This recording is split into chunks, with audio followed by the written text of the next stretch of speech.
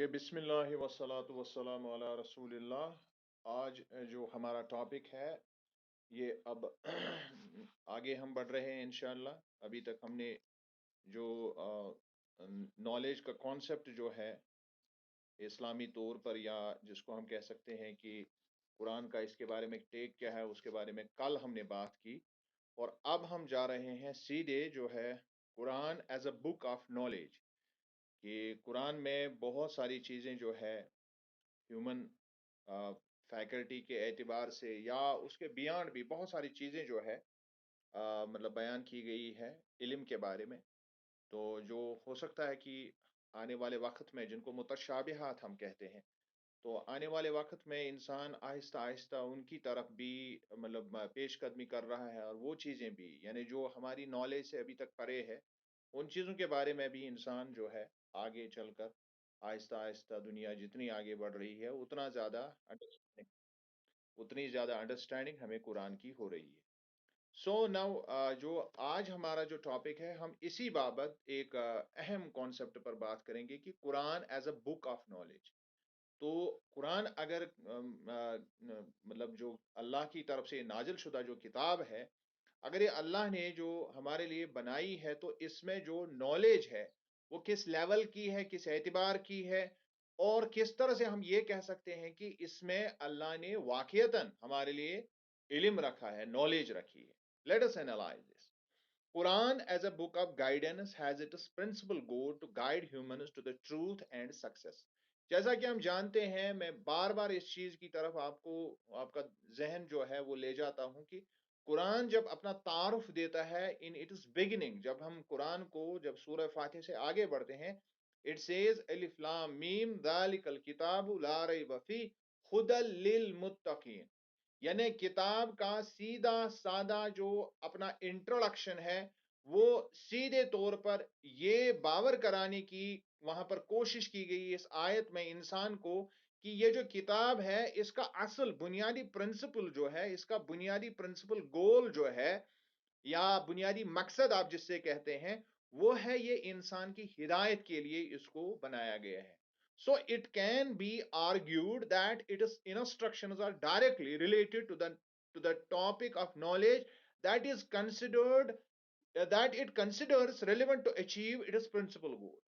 लिहाजा हम ये आर्गुमेंट सीधे तौर पर रख सकते हैं कि इसमें जो भी चीजें इल्मी एतबार से जो बयान की गई है, अल्लाह ने जो इल्मी एतबार से हमारे सामने जो चीजें कुरान में रखी है, उनका बुनियादी मकसद ये है, उनकी बुनियादी रिलेशन जो है उसी प्राइमरी गोल, उसी बुनियादी मकसद के साथ है। वो बुनियादी मकसद जो हमने कहा कि इंसानों की हिदायत।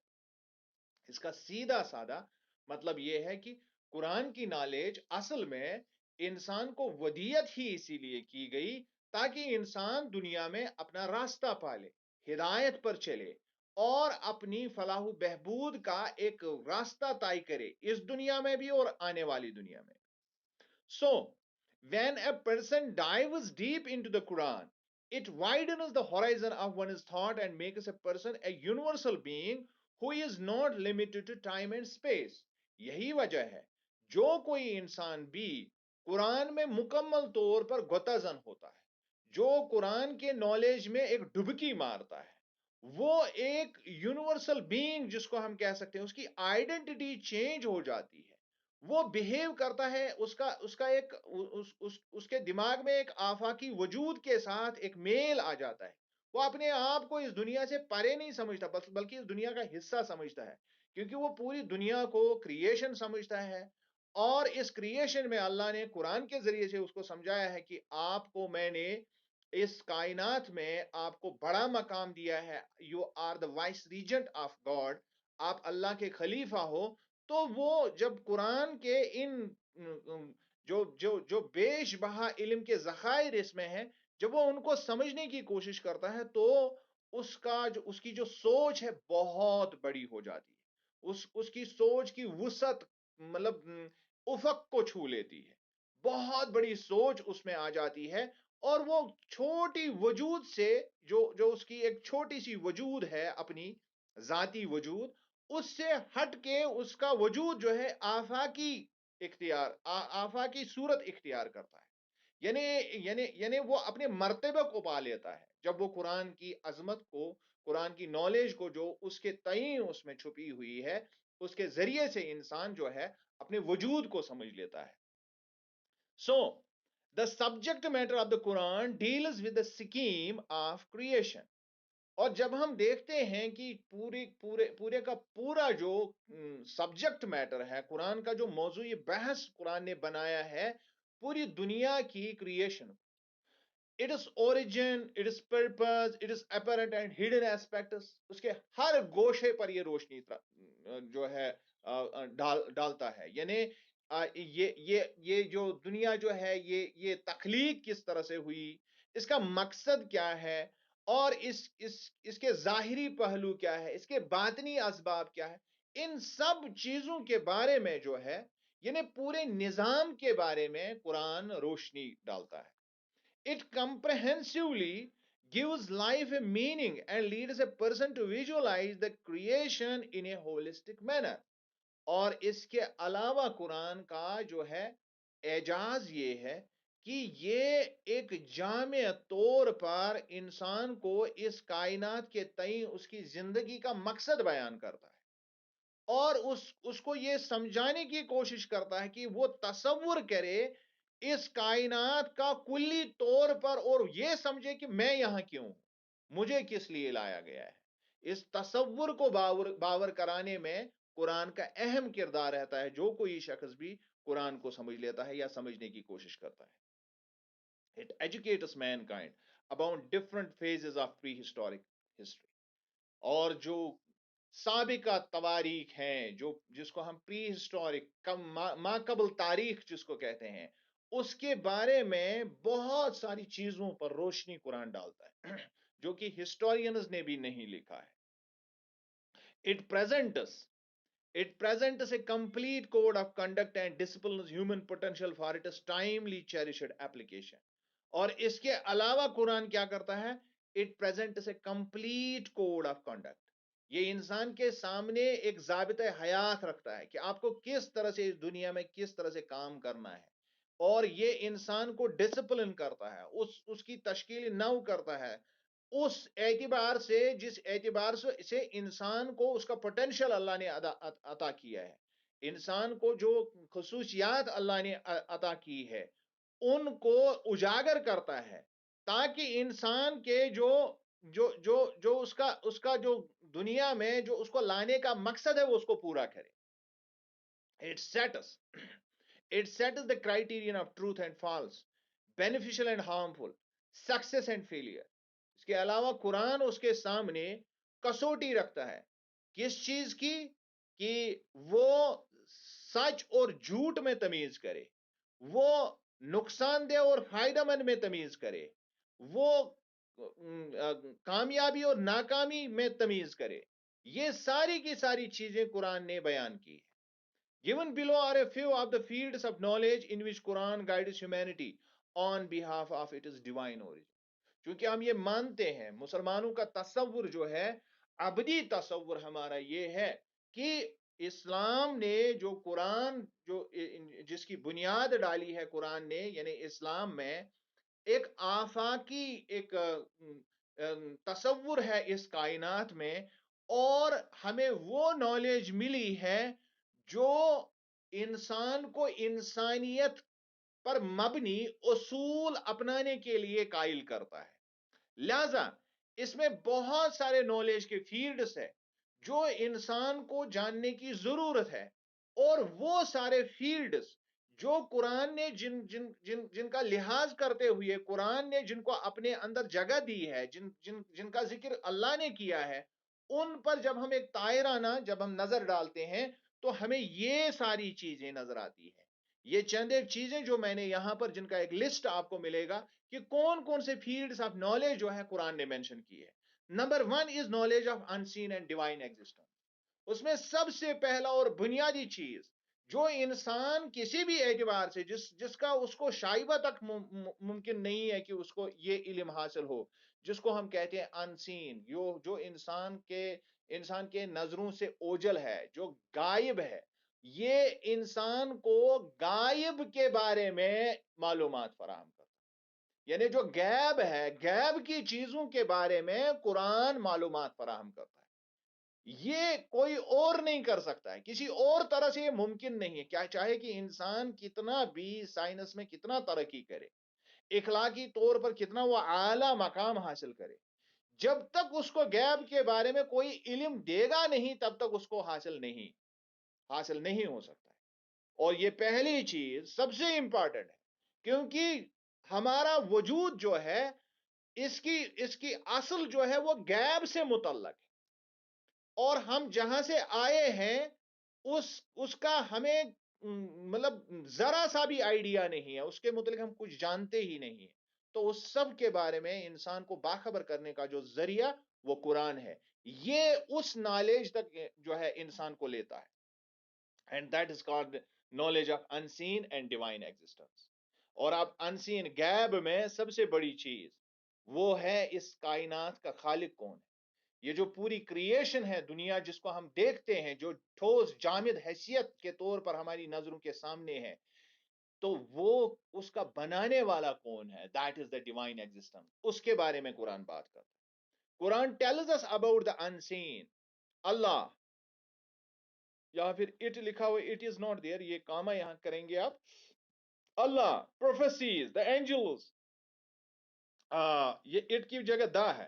اللہ، اس کے بعد comma, the prophecies, the angels, the life before birth and after death.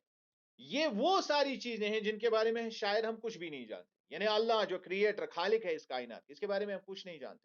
اس کے علاوہ قرآن نے بہت ساری پروفیسیز کی ہیں کہ آگے کیا ہوگا، اس کے بارے میں ہم کچھ پہلے سے جانتے ہی نہیں ہیں اگر قرآن نہیں بتاتا تو. اسی طرح اینجلز، ان کے بارے میں بھی ہمیں کوئی معلومات نہیں ہے. دا لائف بفور برتھ، ہم یہاں سے پہلے، دنیا میں آنے سے پہلے ہم کہاں تھے اس کے بارے میں ہم کچھ نہیں جانتے ہیں. اینڈ آفٹر ڈیتھ، کیا ہو جائے گا اس کے بارے میں ہم کچھ نہیں جانتے.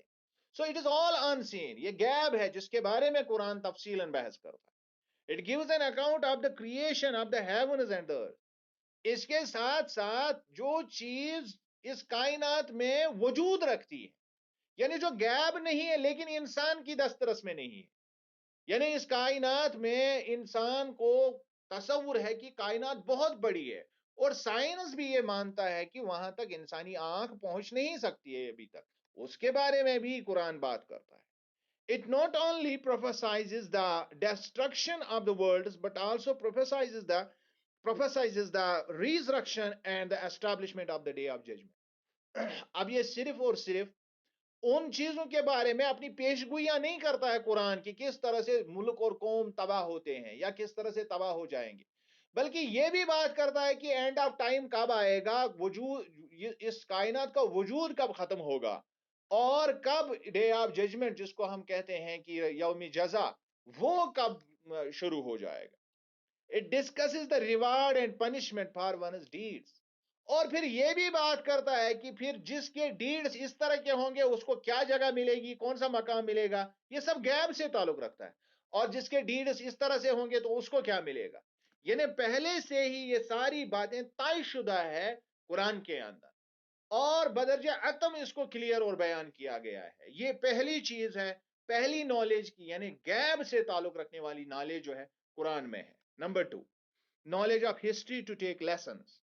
پھر قرآن میں ایسی تاریخ جس کے ذریعے سے انسان اپنے لیے سبق آموز چیزیں حاصل کر سکتا ہے، سبق حاصل کر سکتا ہے، تاکہ وہ پرانی چیزوں کا دماغ میں ایک آئیڈیا بنا کے آنے والی زندگی کو سنوارے، آنے والی زندگی کو اپنی ٹھیک کرے.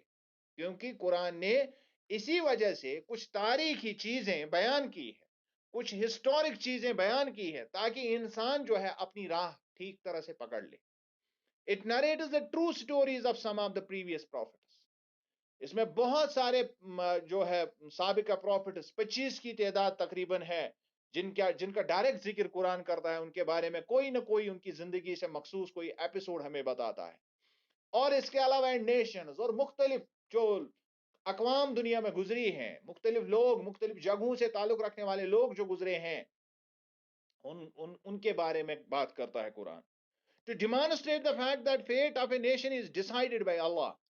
تاکہ یہ چیز واضح کر دیا جائے انسان کے لیے کہ اصل میں جو دنیا کے اقوام کی تقدیر جو ہے، ان کی فائنل ڈیسٹنی جو ہے، وہ اللہ طے کرتا ہے، کوئی اور نہیں کرتا ہے۔ اللہ ان کی اس میں ڈائریکٹ انٹروینشن کرتا ہے، یعنی ہسٹری میں اللہ کا ڈائریکٹ انٹروینشن ہے on the basis of the behavior of the nations and their conduct towards the divine guidance۔ اور کس بنیاد پر یہ انٹروینشن اللہ کرتا ہے کہ ان کا طریقہ کار کیا ہے اس وحی کے ساتھ جو اللہ اپنی طرف سے ان کے لیے، ان کی گائیڈنس کے لیے لاتا ہے۔ جو قومیں اس گائیڈنس پر عمل کرتی ہے تو ان کو عروج ملتا ہے دنیا میں، اور جو قومیں اس کو بحثیت ایک قوم، جب قوم کسی چیز، کسی وحی کو ریجیکٹ کرتی ہے تو وہ پستی میں چلے جاتے ہیں، and we know about it. اور مسلمانوں سے زیادہ اس کی ایکسپیرینس کسی کو نہیں ہے، کیونکہ آج اس کائنات میں ہم حامل وحی، ہم لوگوں کے پاس وہی ہے، ہم لوگوں کے پاس قرآن ہے، کسی اور کے پاس نہیں۔ اور جس طرح سے ہم نے اس کو چھوڑا ہے اسی طرح کے ڈنڈے پڑ رہے ہیں، اسی طرح کا حساب کتاب ہو رہا ہے ہمارے ساتھ دنیا میں۔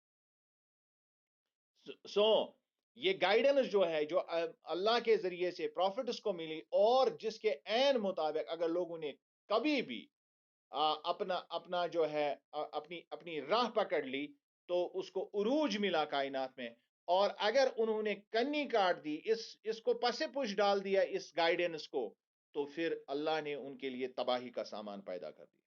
قرآن ان ایمبیگیسلی ہولڈس، یعنی جس میں کوئی ایمبیگیٹی نہیں، کوئی ایمبیگیٹی جس میں نہیں ہے، بالکل واضح طور پر قرآن کا قرآن یہ بات بالکل واضح طور پر کہہ دیتا ہے that the people who accepted the divine guidance become prosperous and who reject were doomed۔ وہ لوگ جو اللہ کی دی ہوئی جو گائیڈنس ہے، دی ہوئی ہدایت جو ہے، جو اس پر عمل کرے تو وہ دنیا میں کامیاب کامران ہو جاتے ہیں، اینڈ دوز جو اس سے کنی کاٹتے ہیں، جو اسے دور بھاگتے ہیں، جو اسے ریجیکٹ کرتے ہیں، ترک کر دیتے ہیں، تو ان کے لیے کیا ہے؟ ان کے لیے بربادی ہے۔ All the historical facts presented by Quran are approved by the current historians and historical knowledge۔ اب جو چیزیں اللہ نے اس کے بابت بیان کی ہے ہسٹری کے بارے میں، ان سب کو جب آج کے مورخین جب اس پر تحقیقیں کرتے ہیں تو یہ ساری باتیں سچ ثابت ہو جاتی۔ Then comes number third, that is called eschatology, prophecies and knowledge of end of time۔ یہاں پر ابھی ہم نے پروفیسیز کا جنرل ذکر ہم نے کیا کہ اس کی بات، لیکن ایک خاص علم قرآن میں ہے جس کو ہم کہتے ہیں علم آخر الزمان، ایسکٹولوجی جس کو کہتے ہیں، the prophecies that deal with the end of times، یعنی جو آنے والے وقت میں کس طرح سے انسان آہستہ آہستہ آخری اس دنیا کے آخری گھڑی کی طرف کس طرح سے جا رہا ہے، اس کے بارے میں ایک بہت بڑی علم کا خزانہ قرآن میں چھپا ہوا ہے۔ قرآن also contains a number of prophecies، اور اس کے بارے میں بہت ساری پیشگوئیاں قرآن نے کی ہے، and many of which have already been fulfilled۔ اور ان میں سے کئی ایک جو ہے آخر زمان کے تعلق سے کئی ایک پروفیسیز جو ہے وہ پہلے ہی مطلب وہ ثابت ہو چکی ہے۔ A few fulfilled ones include prophecies about the defeat of Sassanid Empire by Romans۔ جیسے پارسیوں نے، ایران والوں نے جب رومن امپائر کو شکست دی تو اس کے بعد جو ہے جو صحابہ تھے تو ان پر یہ گراں گزرا، کیونکہ جو ساسانڈ تھے وہ مطلب ایک طرح سے مشرک تھے، اور رومن امپائر میں زیادہ تر کرسچن لوگ جو تھے وہ الہامی کتاب پر یقین کرتے، اہل کتاب تھے، تو لہٰذا مسلمانوں کا انکلینیشن ان کی طرف تھا۔ لیکن جب ایران والوں نے ان کو شکست دی تو اس کے فوراً بعد جو ہے ان کا دل رکھنے کے لیے اللہ نے وحی نازل کی، جس کو سورہ روم میں جس کو بیان کیا گیا ہے کہ بہت جلد جو ہے رومی ساسانیوں کو ہرا دیں گے، اور ایسا ہوا۔ یہ سورہ روم میں یہ واقعہ بیان کیا، اور بہت پہلے کیا، چند سال قبل قرآن نے اس کی پروفیسی کی، اور پھر لیٹر آن صحابہ نے اپنے سامنے ہوتے ہوئے دیکھ لیا۔ Prophecy regarding the conquest of Mecca and the peaceful entry of Muslims in the sacred mosque۔ اور اسی طرح قرآن نے پروفیسائز کیا تھا، پروفٹ صلی اللہ علیہ وسلم سے وعدہ کیا تھا کہ آپ جو ہے مکے میں واپس لائے جائیں گے، آپ وہاں داخل ہو جائیں گے، اور ایسا بھی ہوا، اور قرآن نے اس کے بارے میں بہت پہلے کہہ دیا تھا، اور لیٹر آن یہ ہو گیا۔ Prophecy regarding the protection of the Quran from interpolation and corruption۔ اسی طرح قرآن کے بارے میں اللہ نے بالکل قیامت تک گارنٹی دی ہے کہ اس میں کوئی دخل اندازی اور بدعنوانی کوئی نہیں کر سکتا ہے، اور آج تک ہم دیکھ رہے ہیں کہ اسی پیورٹی، پرسٹائن پیورٹی کے ساتھ قرآن ہمارے پاس موجود ہے. And prophecy regarding the prevention of remnants of Haru's body as a lesson for the forthcoming generations. اور اسی طرح قرآن نے اس بات کی پیشگوئی کر رکھی ہے کہ فرعون کی لاش میں نے محفوظ کر رکھی ہے، حالانکہ جس زمانے میں یہ ہوا اس زمانے میں اس لاش کا کوئی کلیو بھی نہیں تھا صحابہ کے پاس، ان کو پتہ ہی نہیں تھا یہ کہاں ہے. اٹ واز لیٹر آن کی جو the body of Pharaoh it was found in recent discoveries. یہ تازہ ڈسکوریز میں اس کو پا لیا گیا. ناؤ دس کارپس جو اس کا جو مجسمہ ہے، جو اس کی لاش ہے، which with its hair and skin intact can be visited at Royal Museum Egypt. اس کو مصر میں آج دیکھا جا سکتا ہے، اور مصر میں وہ پڑی ہے اس کی لاش، شاید اب وہ فرانس وہ لے گئے ہیں اس کو مزید تحقیق کے لیے. تو یہاں پر میں نے ریفرنس کے لیے آپ ڈال دیا ہے. It also foretells the signs of the end of time. جیسا میں نے کہا کہ آنے والے وقت میں کس طرح سے کیا حالات بنیں گے دنیا کے، اور کس طرح سے آہستہ آہستہ یہ دنیا جو ہے آخری گڑی کی طرف کس طرح سے جا رہا ہے. The end of the world and the subsequent events. صرف اتنا ہی نہیں ہے بلکہ آنے والے واقعات کے بارے میں تفصیل سے قرآن میں ذکر ہے. صرف اور صرف ہمیں کھولنے اور اس پر غور کرنے کی ضرورت ہے. یہ تھا number 3. And then comes the number 4. بہت ہی اہم ایسپیکٹ ہے. That is the scientific knowledge. اس میں بہت سارے سائنٹیفک فیکٹرز کے بارے میں بات کی گئی ہے جو ماڈرن سائنس اب جن کے بارے میں بات کرتا ہے. Apart from its teaching is that discipline is the actions and behavior of human beings. جیسا کہ ہمیں معلوم ہے کہ قرآن کا اصل مقصد جو ہے وہ ہے انسان کا بیہیویئر، اس کا برتاؤ، جو لوگوں کے ساتھ اٹھنا بیٹھنا اس کا ہے، اس کو ٹھیک کیا جائے. اس دنیا میں اس کا برتاؤ کیسا ہونا چاہیے، اس پر زیادہ اسلام کا زور ہے. لہذا قرآن اس کے آگے جو ہے جو باتیں بتاتا ہے دیٹ از ایڈیشنل تھنگ، وہ ایڈیشنل ہے. اگر اس میں سائنٹیفک نالج نہ بھی ہوتا تب بھی ہمارے لیے کافی تھا. لیکن اس کے علاوہ جو قرآن جس پر بات کرتا، Quran points out the secrets of the universe. قرآن اس کائنات کے راز فاش کر دیتا ہے، بہت سارے رازوں سے پردہ اٹھا دیتا ہے of the universe, and invites humans to ponder over the universe as a book of secrets. اور اتنا ہی نہیں بلکہ جو بلیور ہے، جو مومن ہے، جو مسلمان ہے، جو اس پر یقین کرتا ہے، اسے کہتا ہے کہ آپ کائنات کو کھوجیں تو اس میں بہت سارے اللہ کے راز چھپے ہوئے آپ کو مل جائیں گے. اس کی طرف انسان کو مائل کرتا ہے. It presents some original pieces of information about the origin of universe. کائنات کس طرح سے وجود میں آئی اس کے بارے میں چند بنیادی چیزوں کا ذکر قرآن میں ہمیں ملتا ہے، اور قرآن کی ریفرنس آپ کے سامنے ہے. ان آیات کو آپ پڑھ کے گھر میں دیکھ سکتے ہیں کہ کیا کیا. It explains the expansion of space. Space کا جو ایکسپینشن ہو رہا ہے یہ ماڈرن کنسپٹ ہے. اس کے بارے میں قرآن بات کرتا ہے اس آیت میں. Various physical phenomena related to the earth. اس کے علاوہ جو فزیکل فینومینن زمین کے بارے میں ہے، کہ پہاڑوں کے بارے میں، کہ کس طرح سے وہ زلزلے کیسے آتے ہیں، بہت ساری چیزیں جو جیولوجیکل یا جس کو ہم کہہ سکتے ہیں کہ جو related to the earth and its behaviour, اس کے بارے میں بہت ساری چیزوں کو بیان کرتا ہے قرآن. اور اس کی ریفرنسز آپ کو مل رہی ہے کہ کون سی ہے آیتوں کے ریفرنسز، ان کو پڑھ کے آپ کو پتا چلے گا. Protection of the earth and life on it from radiation and outer space entities. باہر سے آنے والی کسی بھی چیز سے اللہ نے کس طرح سے ہماری حفاظت کر رکھی ہے، ریڈیشن سے کس طرح سے ہمیں بچاتا ہے اللہ، یہ بھی قرآن میں اس کو بیان کیا گیا ہے. قرآن accurately discusses the issues of reproduction and the formation and different stages of the human embryo. اس کے علاوہ جو جنین، جو شکم مادر میں جو بچہ پیدا ہوتا ہے وہ کس طرح سے، اس کے سٹیجز کیا ہے، وہ ایمبریو کے سٹیجز کو بیان کرتا ہے. یہاں تک کہ اگر ہم دیکھیں گے تو پہلے ہی جو 5 آیتیں وہی کی گئی ہے اس میں ہی بایولوجی کا ذکر ہے. خلق الانسان من علق، وہاں سے ہی سٹارٹ کرتا ہے اللہ رب العزت. اور ایمبریولوجی کے بارے میں بہت کچھ اس میں لکھا ہوا ہے، بہت ساری چیزیں. اور پروفیسر کیتھ مورڈ نے اس پر ایک بڑی بک لکھی ہے کہ کس طرح سے ایمبریولوجی کو کس طرح سے قرآن نے جو ڈسکس کیا ہے اس طرح سے کسی اور طریقے سے یہ ڈسکس ہو ہی نہیں سکتی. And many other discoveries which modern science was only recently able to discover. اس کے علاوہ بہت ساری ڈسکوریز کے بارے میں قرآن بیان کرتا ہے، جو آج کل کی دنیا میں ابھی سائنس جہاں پہنچی ہے، 1400 سال پہلے وہ ساری باتیں اس میں موجود ہیں۔ اینڈ آئی ہوپ کہ آپ نے اس سے ایک اندازہ جو ہے آپ نے کر لیا ہوگا کہ قرآن کی جو ہے نالج کی لیول کیا ہے۔ صرف اور صرف ایک چیز کی ضرورت ہے، اس کو ایکسپلور کرنے کی ضرورت ہے، اور اس ایکسپلور کرنے کے لیے بہت زیادہ ضروری یہ ہے کہ قرآن جس لینگویج میں اور جس ٹائم کی لینگویج میں، یہ آج کل کے عربی نہیں ہے، بلکہ جس وقت کی عربی میں نازل ہوئی، اس وقت کی عربی کو سمجھنا مسلمانوں کے لیے بے حد ضروری ہے۔ اور اب اگر مسلمان ایسا کر سکتے ہیں تو بہت ساری چیزیں ابھی بھی قرآن میں، ابھی کیا قیامت کی صبح تک رہیں گے، تو یہ چھوٹا سا لفظ ہوگا کہ ابھی بھی ہم کہہ سکتے ہیں، کیونکہ قرآن خود کہتا ہے کہ اس سے علم کی پیاس جو ہے کبھی بجھ ہی نہیں سکتی ہے، اس میں اتنا اللہ نے چھپایا ہے۔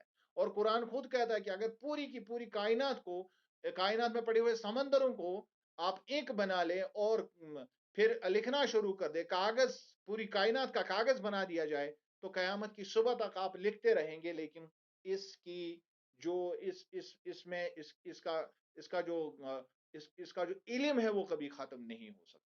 آئی ہوپ کہ آپ نے اس کو انڈرسٹینڈ کیا ہوگا۔ اور آج ہم نے سٹارٹ کیا تھوڑا سا جلدی سے، اس کی وجہ یہ تھی کہ آج جمعہ ہے، تو انشاءاللہ اگر آپ کا کوئی کوشچن ہے، ابھی 2-3 منٹ ہے، اگر آپ کا کوئی کوشچن ہے تو آپ پوچھ سکتے ہیں، گو اہیڈ۔